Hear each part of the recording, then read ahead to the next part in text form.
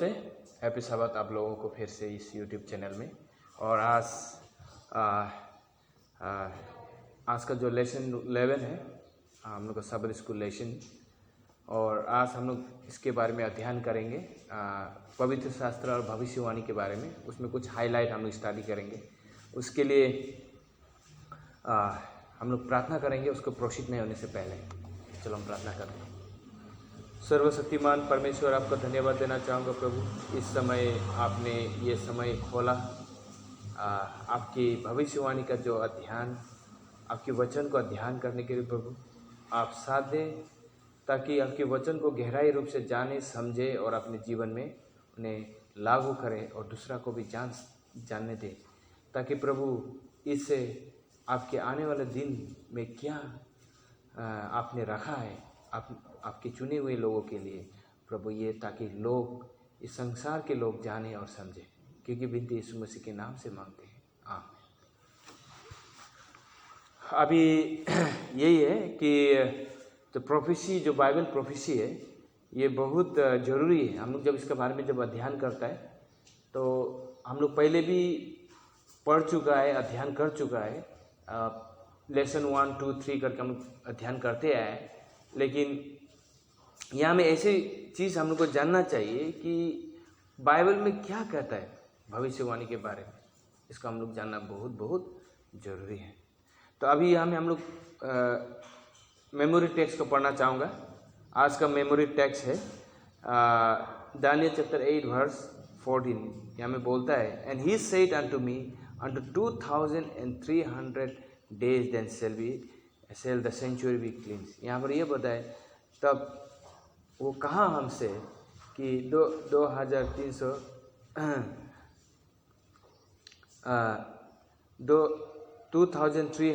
Days 2300 दिन के भविष्यवाणी के बारे में बात कर। उस समय में पवित्र स्थान क्या होगा, बोला साफ हो जाएगा बोल के बताया। अच्छा, ये 2300 दिन का मतलब क्या है, इस भविष्यवाणी का अर्थ क्या है, हम लोग थोड़ा उसके बारे में हाईलाइट अध्ययन करेंगे थोड़ा आगे। तो यही बताएं यहाँ पर।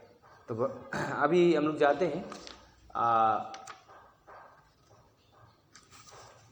लेसन संडे में हम लोग अध्ययन करेंगे। यहाँ में क्या लगा है, हिस्टोरिज्म एंड प्रोफेसी। अब ऐतिहासिक रूप में और भविष्यवाणी को हम लोग देखने से पहले से हम लोग पढ़ते आए, अध्ययन भी करते आए कि पवित्र शास्त्र बाइबल एक सिर्फ पवित्र शास्त्र ही नहीं, बल्कि एक ऐतिहासिक एक किताब भी है, पुस्तक भी है। और ये ऐतिहासिक पुस्तक और से भी साफ जाहिर होता है कि हम लोग उससे प्रमाण मिलता है कि ये पुस्तक सच्चा है और ये पहले से ही होते आया है, और इसका प्रमाण भी है और उससे साफ जाहिर होता है। तो हम लोग ऐसे अध्ययन करता है भविष्यवाणी, जबकि भविष्यवाणी को हम लोग ऐतिहासिक तौर में भी उसको प्रूव करना चाहिए, उसका हम लोग अध्ययन करके उसका पता लगाना चाहिए, क्योंकि ये चीज़ सही है कि नहीं और ये हुआ कि नहीं। ये जो भविष्यवाणी पहले भविष्य वक्ताओं ने किया है वो अभी ये कामयाब हुआ है कि नहीं, इसको भी हम लोग को मालूम होना बहुत ज़रूरी है, क्योंकि इसमें ये बताए कि पवित्र शास्त्र और भविष्यवाणी तब उसको सच्चाई माना जाएगा जो ऐतिहासिक दिन में बीता वाला समय में।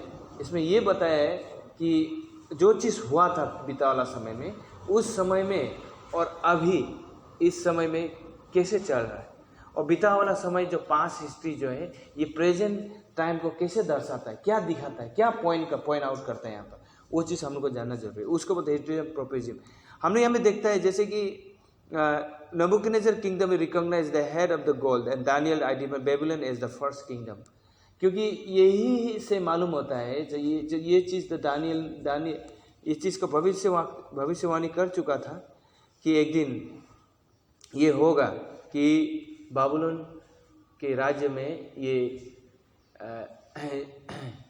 इज़राइल लोग, वहाँ के लोग, यहूदी लोग को क्या एक गुलाम बना के वहाँ में रखा जाएगा।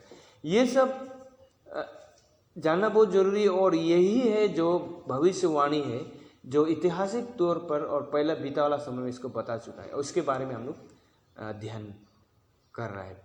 अभी यहाँ पर ये बताया कि यहाँ पर ये भी भविष्यवाणी क्या है कि मतलब हम लोग बुक ऑफ दानियल को जब पढ़ते हैं तो यहाँ पर लिखा है कि दानियल चैप्टर 2 वर्स 39 में लिखा है कि एक राज्य के बाद दूसरा राज्य आएगा और दूसरे के बाद दूसरा आएगा। तो ये सब भविष्यवाणी कर चुका था। जब दानियल ने देखा इसको, ये भविष्यवाणी जब देखा, जब ये दर्शन जब देखा, तो इसको वो दर्शन जो दिखा है वही चीज़ हो गया है। इसका मतलब होने वाला भविष्य में जो चीज़ होने वाला है उसको पहले ही बता चुका था। उसको बोलते हैं हिस्टोरिज्म एंड प्रोफेसी। हिस्टोरिसिज्म मीन्स ऐतिहासिक रूप में पहले हो चुका है, और जो भविष्यवाणी है जो आने वाला काल के लिए जो बताया गया है उसके बारे में बताया। अभी मंदिर में जाएंगे, द ईयर डे प्रिंसिपल। जब हम लोग दिन और साल का जो सिद्धांत है उसको भी जानना बहुत जरूरी है।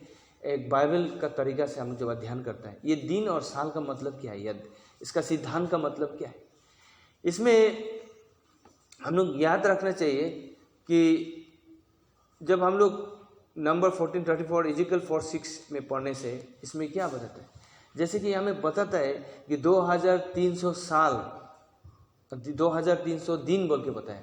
हम लोग एक चीज़ नहीं भूलना है, बाइबल में जो चीज़ पवित्र शास्त्र बाइबल में जब भविष्यवाणी करता है, जो दिन बोलता है, जो घंटा और दिन को जब उसको गिना जाता है, उसको क्या होता है कि उसको साल में उसको तुलना किया जाता है। जैसे कि एक दिन बोलने से क्या है, वो एक साल है।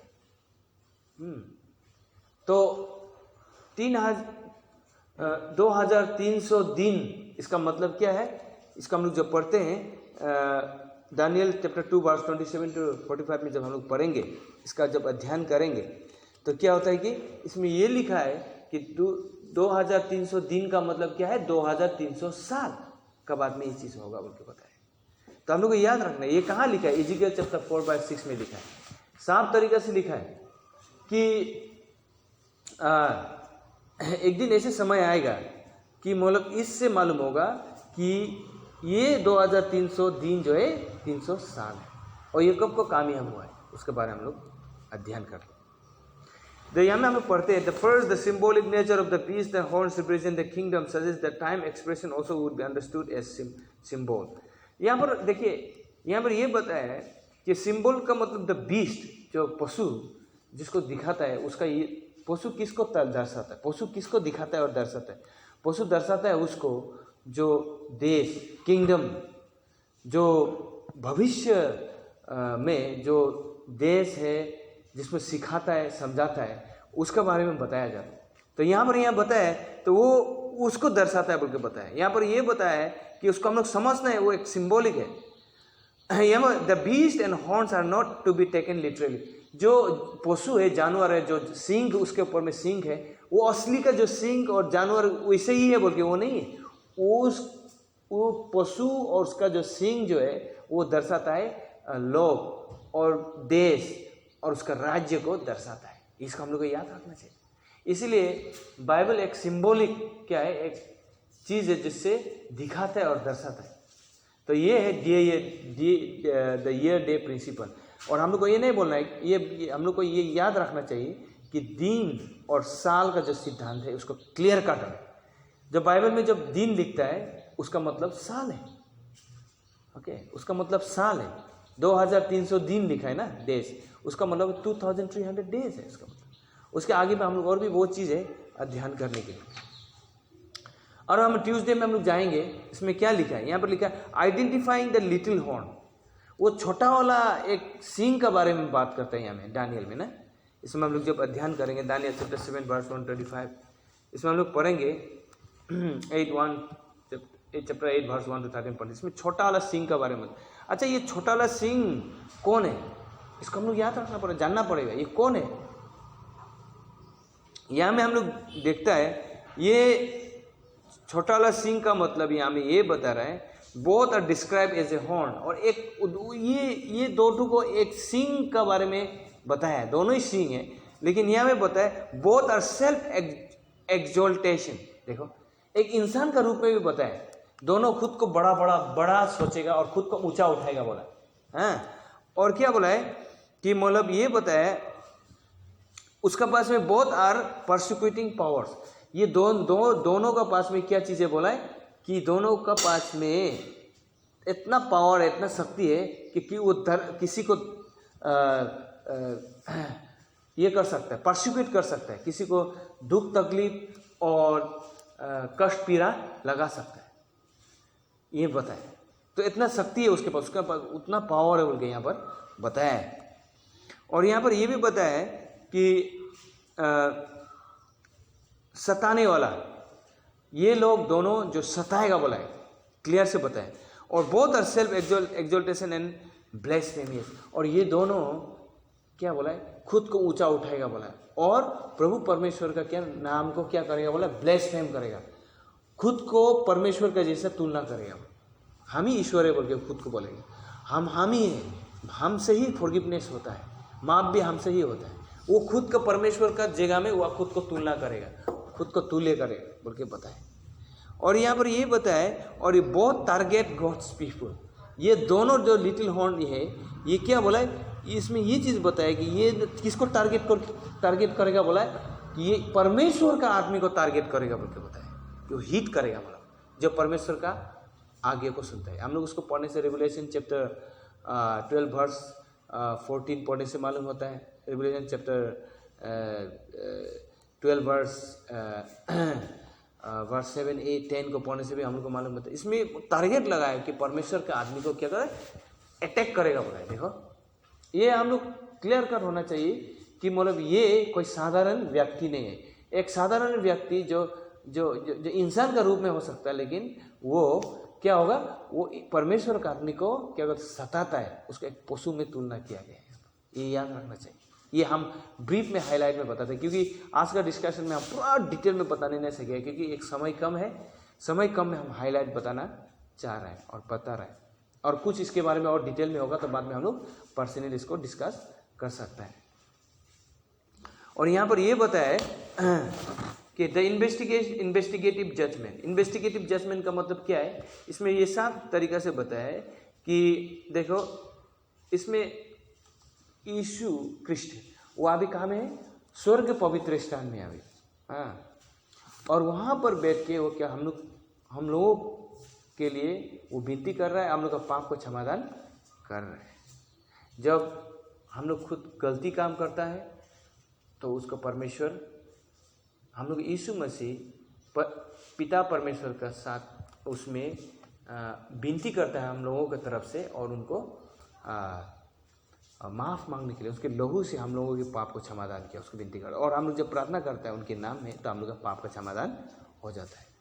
तो ये हमें इन्वेस्टिगेटिव जजमेंट का दूसरा अर्थ ये भी है, हम जब पढ़ने से मालूम चलता है। दानियल चैप्टर 7, दानियल चैप्टर 8 हम लोग जब पढ़ता है तो इसमें बहुत सी चीज़ है जो मिला हुआ है एक दूसरे को। तो 7 में हम लोग पढ़ते हैं बेबीलोन लायन, और दूसरा है बेबीलोन किसको दर्शाता है, लायन को दर्शाता है। और ये हमें ये भी बताया मेडिया पर्शिया, ये मेडिया पर्शिया कौन है, इसमें ये भी दिखाया है कि मेडिया पर्शिया का मतलब जब हम लोग पढ़ता है तो हमें क्या लिखा है, बियर, भालू में दर्शाता है। पैगन रोम 4 बीस्ट, चार्टू जो पशु को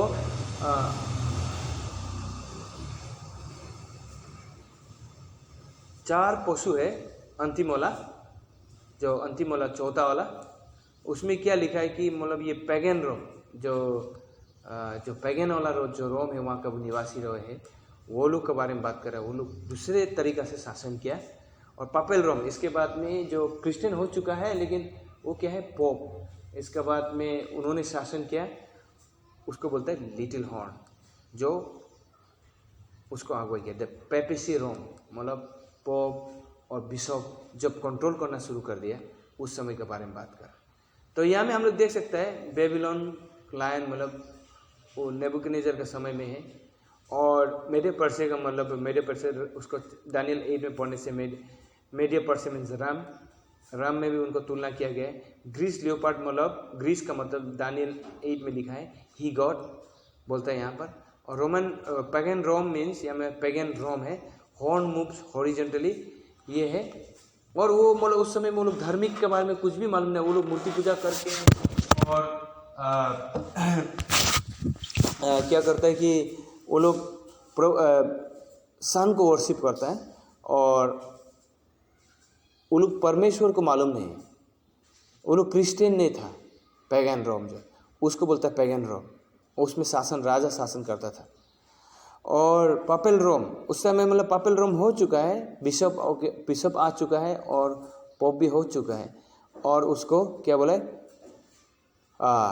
उसके तरीक़ा से वो लोग शासन कर रहा है। उसको बोलता है ये प्रोफेसी, बाइबल प्रोफेसी में जिस तरीक़ा से है, दानियल चैप्टर 7, दानियल चैप्टर 8 में। तो हम लोग जब पढ़ता है थर्सडे में हम लोग जाएंगे typology and as a prophecy बोल के बताए। यहाँ में यह बताए typology however focus on actual person, events और इंस्टीट्यूशन द ओल्ड टेस्टामेंट। ये टाइपोलॉजी का मतलब क्या है कि मतलब ये इंस्टीट्यूशन है जो पुराना नियम से जो उसको पाया जाता है और ऐतिहासिक रूप में, और जो चीज़ हुआ है उसको पता है, और ये चीज़ इतिहास वाला चीज़ क्या होता है, भविष्य में आने वाला चीज़ होने वाला है उसको क्या करता है, दिखाता है कि मतलब ऐसी चीज़ होगा बोल के बताता है। और यहाँ पर ये भी बताया है interpretation goes back to Jesus and new testaments writers is even found in the old testament itself. और जो न्यू टेस्टामेंट में जो होने वाला है उसको ऑलरेडी ओल्ड टेस्टामेंट में बताया है पुराना नियम में। The only guide to recognise type and antitype is when the inspired writing of scripture identified. उसी प्रकार से तो पवित्र शास्त्र को पहचाना जाता है, और जो होने वाला चीज़ें उसको पहले ही मालूम हो चुका है पुराना नियम में। तो ये जब दोनों को जब एक साथ मिला के जब बात करता है, जब होता है, तो उसको क्या बोलता है, उसको पवित्र शास्त्र बोलते हैं। बाइबल जो भविष्यवाणी है, जो ऐतिहासिक हिस्ट्री है, जो उसमें तुलना किया गया है। तो यही है आज का जो थर्सडे का जो हम लोग का स्टडी है।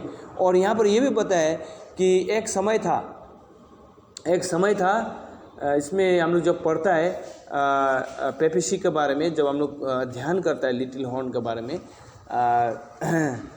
इसमें ये बताया है कि मतलब फर्स्ट बीस एंड द सेकेंड बीस, रेवलेशन चैप्टर 13 वर्स 11-12, हम लोग जब इसको पढ़ता है इसका साफ जाहिर होता है उसमें। और रेवलेशन चैप्टर 11 से भी हम लोग पूरा पढ़ने से या ध्यान करने से मालूम होता है। उसमें लिखा है कि first beast and the second beast, सबसे पहला वाला पशु और दूसरा वाला पशु बोला। सबसे पहला वाला पशु कौन है? वो क्रिश्चियन नहीं है। वो 538 एडी में वो क्या हुआ, उसमें वो उससे पहले वो उस समय में 400 से लेकर 300 एडी से लेके 530 एडी तक वो शासन किया, चलाया। इसके बाद क्या है, इसके बाद में उसका तरीका से वो चलाया है। पापेल रोम नहीं, वो पैगन रोम है। उस टाइम में वो मूर्ति पूजा करता, अपना शासन सेकुलर हिसाब से करता था, और उसको फर्स्ट बीस्ट है। और वह द सेकेंड बीस्ट जो आने वाला है अभी का, द फर्स्ट बीस्ट जो है, द पहला वाला शासन का जो है 538 एडी में, जो उस समय में जो northern European and eastern European, जब ये लोग जब मिला एक साथ में, जब एक साथ में लोग यूनाइट हुआ और वो लोग उसके विरुद्ध में काम करना शुरू हो गया, उसका पैगन लोग उनके विरुद्ध में एक दूसरे का, तो उन्होंने उनको हरा दिया। तो 538 एडी में क्या हुआ, उसमें रोमन पापेल रोम क्या गया, उसमें क्या किया कि उसमें वो लोग शासन कर चुका है, और ऑलरेडी पापेल का जो शक्ति है उसको क्या किया, कंट्रोल कर चुका था 538 में। तो बाद में क्या है, वो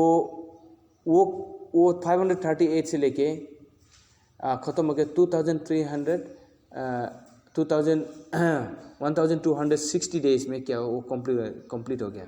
जनरल बार्टियर के समय में 1260 डेज मीन्स 1260 ईयर्स। उसमें जब फ्रांस रिवॉल्यूशन शुरू हुआ, जनरल बार्टियर उस समय पोप पायस को क्या किया है, उसको अरेस्ट कर लिया। तो उसमें उसका काम ख़त्म हो गया। 538 से 1798 में उसमें क्या किया, उसमें कंप्लीट हो गया। तो 1260 डेज कंप्लीट हो गया। तो उसी प्रकार से भविष्यवाणी हुआ, और इसी से साफ जाहिर होता है कि ऐतिहासिक सच्चा है और भविष्यवाणी भी सच्चा है, और एकदम सही रूप से होते हैं जैसे बाइबल ने बताया। तो हम लोग कितने भविष्य, हम लोग कितना भाग्यवानी है। आज हम लोग पवित्र शास्त्र हम लोग के पास में है, भविष्यवाणी जो किया वाला हम लोग जान चुका है। तो अभी हम लोग खुद को तैयार करना है, क्योंकि हम लोग अंतिम दिन में अभी हम लोग जी रहे हैं और परमेश्वर हम लोग को ये चीज़ सिखाना चाहता है, समझाना चाहता है कि हम लोग तैयार हो। तो आज का हम लोग का अध्ययन यही है। तो हम लोग फिर से दूसरे हफ्ता हम लोग फिर अध्ययन के लिए हम लोग ये करेंगे, तैयार करेंगे नेक्स्ट आवर स्कूल में। इसके लिए आप लोग सब लोग को धन्यवाद सुनने के लिए। प्लीज़ अपना घर में जाइए, फिर से ये आने वाला हफ्ता में आने वाला शब्द स्कूल का आप सही तरीके से अध्ययन करेंगे। फिर से हम सही समय में हम फिर से सही टाइम में हम फिर से मिलेंगे और खुद हम लोग एक साथ मिलकर अध्ययन करेंगे। नमस्ते, परमेश्वर आप लोगों को आशीष दे।